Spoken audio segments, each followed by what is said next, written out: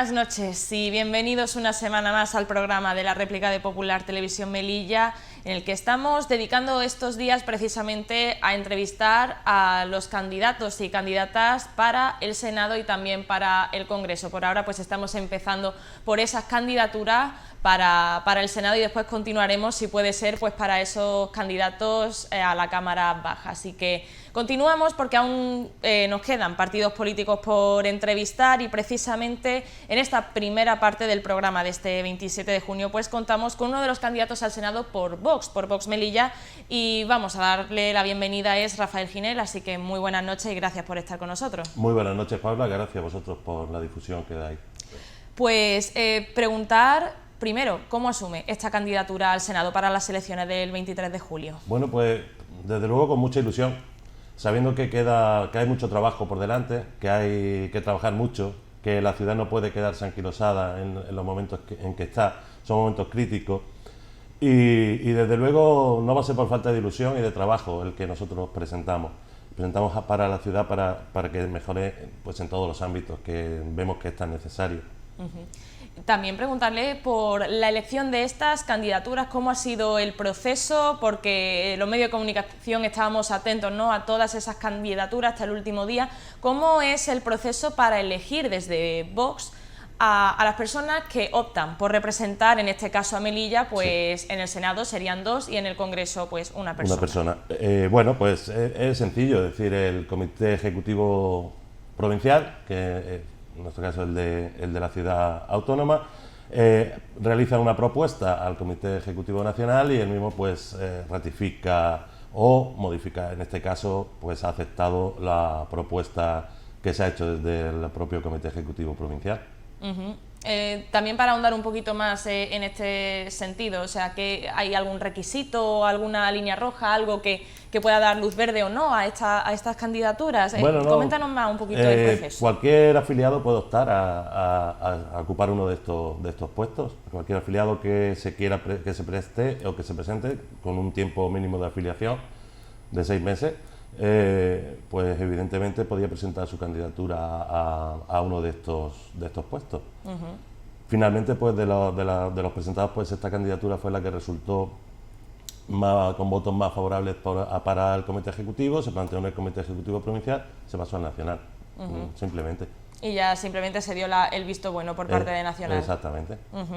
También preguntar, de cara a estas elecciones generales que se han adelantado pues al 23 de julio, ¿cuáles son los principales objetivos para Vox Melilla, teniendo en cuenta, ¿no?, que también tenemos recientemente, y todavía no se ha constituido esa asamblea, tenemos recientemente esas elecciones municipales? ¿Cómo se presenta, cómo se ha preparado, cómo se está preparando más bien Vox Melilla de cara pues con los candidatos para las elecciones generales? Pues efectivamente, la jornada de campaña electoral empieza el 6 por la noche y el día 7 se constituye la asamblea aquí en la ciudad debido a la presentación de esa impugnación de elecciones presentadas por Coalición por Melilla. ¿Cómo planteamos y cómo planificamos nosotros cómo afrontamos estas nuevas elecciones? Pues ya te digo, con mucha ilusión, mucha calle, mucho contacto con la gente, como venimos haciendo desde que también en las elecciones municipales estuvimos en todos los barrios, y anteriormente llevamos 4 años visitando barrios y visitando gente que nos traslada sus preocupaciones y cuáles son sus problemas reales de la gente, problemas reales que tienen en cada uno de los barrios, en todos y cada uno de ellos.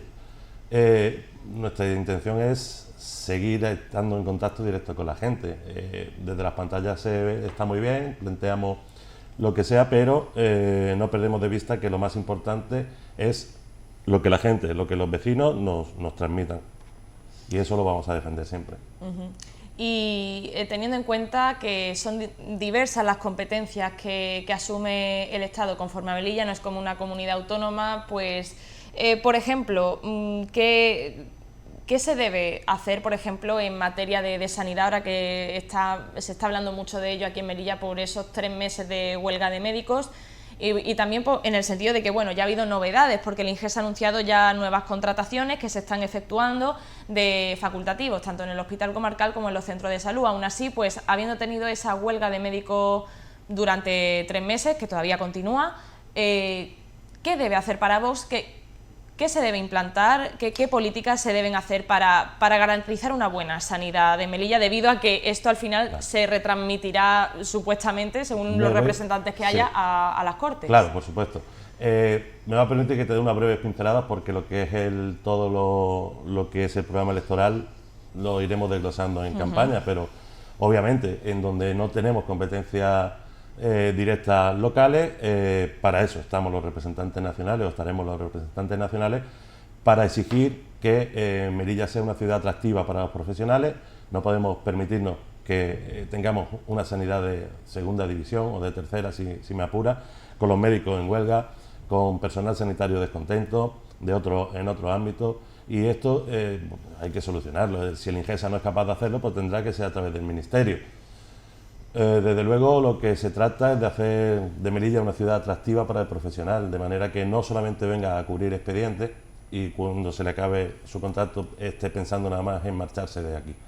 Tenemos que conseguir que estos profesionales se queden en Melilla, rehagan su vida en Melilla, continúen con su familia en Melilla. También en este sentido, no sé si Vox ya se ha estado reuniendo con el personal sanitario, ya no solamente médicos, que también por supuesto, sino pues también enfermeros, celadores, todo personal que tenga que ver con la sanidad. Y aunque no se pueda desglosar todavía, evidentemente, las propuestas, pues un poquito, ¿qué sensación hay también, aparte de lo que se ha retransmitido en los medios? Pues tenían una sensación como de desánimo entre el sector sanitario, porque han tenido unos trabajos, digamos, en precario, no han sabido si mañana iban a estar todavía de alta o lo iban a cesar, con un director de Ingesa desaparecido en las conversaciones, con un director de Ingesa que hoy nombra a una persona, mañana la destituye, con movimientos un tanto extraños de inestabilidad laboral para todo el sector sanitario, lo cual redunda evidentemente en el servicio prestado a la ciudadanía, y eso nos preocupa mucho, y por supuesto que hemos estado con todos los colectivos afectados. También preguntarle, para ir un poquito desglosando en algunas materias que son competencia estatal, en materia de educación, de forma genérica, ¿qué necesidades ve Vox que tiene Melilla en materia educativa y que le compete al Gobierno central? De momento y directamente, nuevos centros escolares, porque las ratios en Melilla son de las más altas y el fracaso escolar también al mismo tiempo. Y no es culpa de los docentes, evidentemente, es que no pueden realizar su trabajo en condiciones por altas ratios que hay en cada una de las aulas, y no pueden dedicarse al colectivo completo. Es decir, esto da lugar a que haya abandono escolar más temprano, y evidentemente se necesitan más colegios, más maestros y menos abusos de horarios para los docentes. También le repito esa misma pregunta, si Vox también pues ha tenido contactos, ¿no?, con el personal docente también de los centros educativos, pues para saber un poquito más la realidad de los colegios y de los institutos. Hemos tenido contactos tanto con docentes como con las AMPAs de los distintos centros, incluso especialmente en los centros de niños un poco con necesidades especiales, que pues se sentían como un poco desplazados, con un poco que no se le atendía a los requerimientos que hacían, y parece ser que la cosa va un poquito mejorando, pero no con todo lo que, por ejemplo, el Centro Reina Sofía, que aparece aquí en imágenes, necesita en cuanto a transportes, cuidadores. Es decir, son niños que necesitan que no se les cambie mucho de persona, se adaptan a otras circunstancias. Todo eso lo estamos valorando.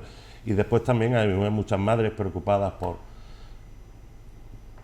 los contenidos que se están dando en algunos centros escolares, no solo contenidos educativos en el sentido estricto de contenidos de matemáticas, lenguas y demás, sino otros contenidos que entran más dentro del campo ideológico, y estas madres pues también se sentían preocupadas por este aspecto. ¿Se refiere a la educación afectivo-sexual o a qué Por se ejemplo, refiere? sí, las madres estas venían preocupadas por ese tipo de programa que había instalado en algunos centros. ¿Y por qué? ¿Y qué piensa Pues Vox al respecto Vox a la al educación respecto piensa afectivo-sexual? que nosotros pensamos que las relaciones afectivo-sexuales deben estar contempladas dentro del marco de la familia, y en los colegios dedicarse a dar contenidos, que es lo que debe hacer un centro escolar. ¿Se refiere también a educación en cuanto a diversidad, también LGTBI? Porque entiendo que están a favor del PIN parental. Nosotros del PIN parental como tal no exactamente. Lo que sí estamos de acuerdo es que puedan los padres decidir qué tipo de educación reciben sus hijos. Si estamos conformes con el cheque escolar y que cada familia pueda decidir qué tipo de educación se le da a su hijo. El colectivo LGTBI es un colectivo que no engloba a todos los homosexuales, es un colectivo parte lobby que evidentemente colectiviza y realiza unas funciones que no son las reales, es decir, hay muchos homosexuales al que no representa ese colectivo y no se les tiene en cuenta. Nosotros pensamos que todo el mundo tiene los mismos derechos, hombres, mujeres, independientemente de sus relaciones sexuales, que es muy libre cada persona de mantener las que quiera. No, claro, por supuesto.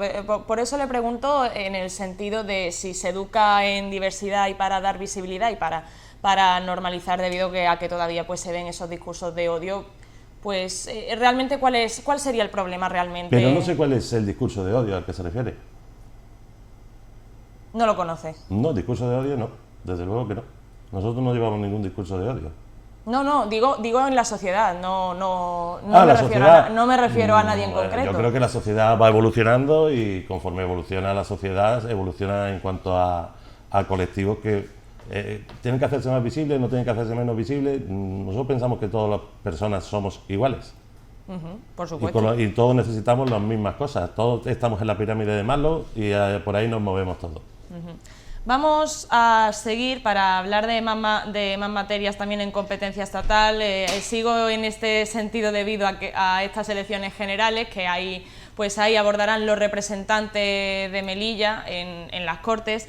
Pues otros temas, también al final materia de frontera, por supuesto, también competencia estatal. Entonces, desde Vox, cuando hablo de materia de frontera, primero pues hablo de ese intercambio comercial, que la aduana comercial pues evidentemente sigue sin abrir, también el régimen de viajeros. Primero vamos a hablar en este sentido un poquito, pues qué medidas propone Vox de forma genérica. Insisto que ya sabemos que el programa todavía no la está. frontera, todos sabemos cómo está, al dictado de lo que diga Marruecos. Aquí se está viendo clarísimamente y esto no puede continuar así, es decir, Marruecos no respeta ni el régimen internacional de viajeros. O sea que de aquí para allá no puedes pasar ni un paquete de pipas, pero de allí para acá sí puedes traer mercancía en el régimen internacional de viajeros. Esto creemos que no puede continuar de esta manera, es decir, no puede ser la ley del embudo. Aquí o somos todos iguales o rompemos la baraja o cerramos la frontera. El engaño de la aduana comercial es otro de los motivos. Si una aduana que lleva funcionando 50 años, ¿de qué me estás contando que hay que hacer unas pruebas previas para ver si funciona la aduana o no funciona? Si llevaba 50 años funcionando. ¿Qué novedad hay? ¿Qué hay nuevo para hacer pruebas? Es simplemente un engaño. También, ¿cómo valora esa fluidez o no fluidez, según cómo se valore de la frontera de Benienzar, que es la única que funciona hoy en día? Pues, según nuestros vecinos, según amigos que han estado para ir a Marruecos por tema de visitar familia, ahora viene una fiesta importante para ellos, 6 horas de cola. Operación Paso del Estrecho. ¿Qué interés, qué aporta a la ciudad la Operación Paso del Estrecho? Nada más que gastos y malas combinaciones en cuanto a transporte y en cuanto a frontera para los residentes de Melilla. Y encima se aprovechan de unos descuentos que pagamos entre todos con esos bonos turísticos, que ya me cuenta a mí qué turismo es el que embarca en Málaga y va directo a la frontera. La postura entonces la postura de Vox entonces es que no haya OPE. Como ya lo dijimos hace muchos años. O sea, se mantiene, nos mantenemos, por supuesto que nos mantenemos en esa. Es decir, y ahora resulta que años después, cada uno de los partidos que se presentan a estas elecciones vienen a decir lo mismo que decíamos nosotros hace 4 años, pero nos tildaban de, hombre, que la OPE aporta mucho a la ciudad. Ahora resulta que el Partido Popular hay que darle una gran pensada a la OPE. Ahora resulta que somos Melilla, o se quita la OPE o se abre la otra frontera. Ahora resulta que las tesis de Vox eran las correctas, o son las correctas. También en materia de fronteras, seguimos en este sentido. Siguen esa relación, evidentemente, entre España y Marruecos conforme a otras políticas como en la migración. Recordamos que este pasado fin de semana se cumplió un año del salto del 24 de junio.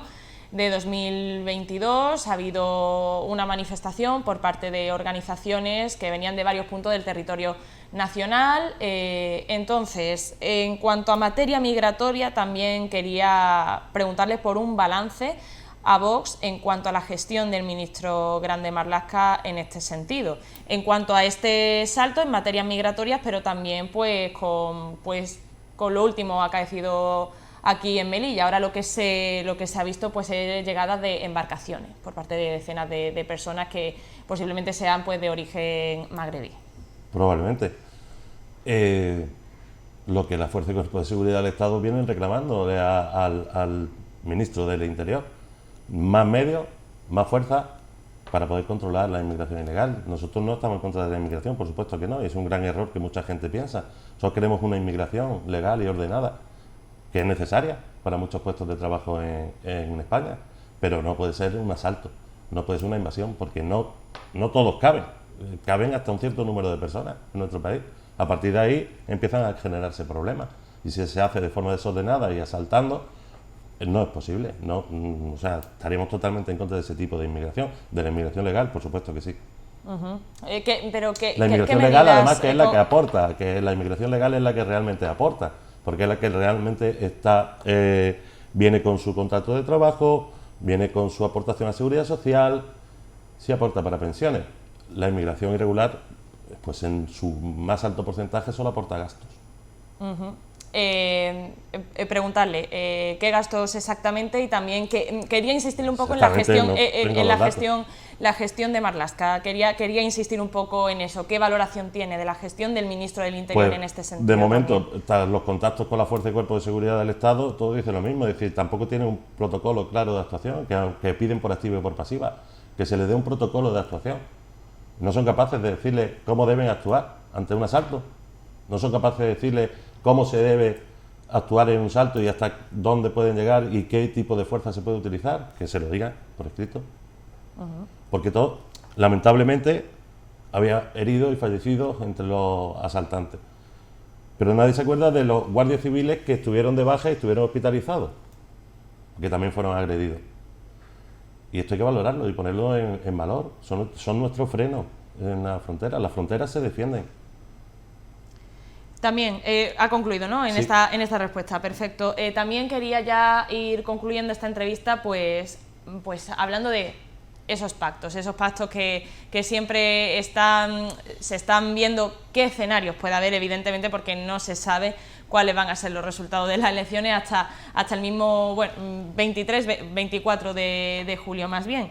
Entonces, yo quería preguntarle cómo ve el tema de pactos de cara a las anteriores elecciones municipales, en las que pues PP y Vox han acordado en bastantes ayuntamientos en la Comunidad Valenciana, y está ahora recientemente pues el caso de Extremadura, que la presidenta del PP de esta comunidad autónoma pues ya ha hablado de diálogo. Primero estaba poniendo límites, estaba negando estos pactos con Vox, pero ahora pues habla de ese diálogo, repito. Entonces quería saber una valoración en cuanto a esto, en cuanto a esta estrategia política para pactar, para no. Vamos a ver, los pactos que se vienen realizando son pactos naturales. Lo que no podría pretender el Partido Popular es que nosotros fuésemos a dar los votos de nuestros votantes sin más cedérselos al Partido Popular. Es decir, no tendría sentido. Para eso hubiesen votado al Partido Popular. Si alguien pensaba que los votantes de Vox no iban a tener un respeto y una consideración, pues estaban muy equivocados. Y de ahí que se producen los pactos. Se producen pactos y parece ser, o hasta ahora está siendo, que donde se producen esos pactos, los gobiernos están funcionando. Bueno, habrá que ver cómo vaya. Sí, pero bueno, claro, tenemos ahí la muestra de Castilla-León, ¿no? Un poco que da piedra de toque primera, que parece que van funcionando bastante adecuadamente. En cuanto a pactos para las próximas elecciones, pues eso permitirá que hasta que la ciudadanía no diga, hasta que los españoles no digan cuál es el resultado, pues no se puede hablar ni de pacto ni de nada. Lo pregunto sobre todo si, por ejemplo, cree que Vox Melilla y los votantes de Vox, según lo que les tramita, si verían bien un pacto entre Feijóo y Abascal a a nivel nacional, evidentemente, aunque Feijóo pues insiste y busca pues ese gobierno en solitario, pero aparte de esto, ¿cómo verían los votantes de Vox un pacto de gobierno y una coalición? Bueno, habría que haber un equilibrio de fuerza y los pactos, hay una serie de líneas rojas por las que Vox no está dispuesto a pactar con nadie. ¿Cuáles son esas líneas rojas? Esas líneas rojas las diremos cuando llegue la campaña y cuando presentemos a nuestros votantes cuáles son esas líneas, que no estamos dispuestos en ningún momento. ¿Y se puede preguntar por líneas verdes? Líneas verdes, puntos de acercamiento, hay muchos, ya se está viendo. En Valencia ha habido un pacto con una serie de puntos por los que no se transigía, que han sido aceptados por el Partido Popular. El Partido Popular, el problema de Extremadura es que en el Partido Popular hay 17 partidos populares y Vox hay uno en toda España, que es el mismo en todas. Pues no tenemos más tiempo, aquí ya tenemos que concluir. Rafael Giner, candidato al Senado por Vox Melilla, muchísimas gracias por estar con nosotros esta noche. Gracias a vosotros. Muchas gracias. Y ahora pasamos a publicidad. Muchas gracias, por supuesto, por ver esta primera parte. No hemos acabado aún, así que no se muevan, vamos a pasar a unos anuncios y ahora volvemos.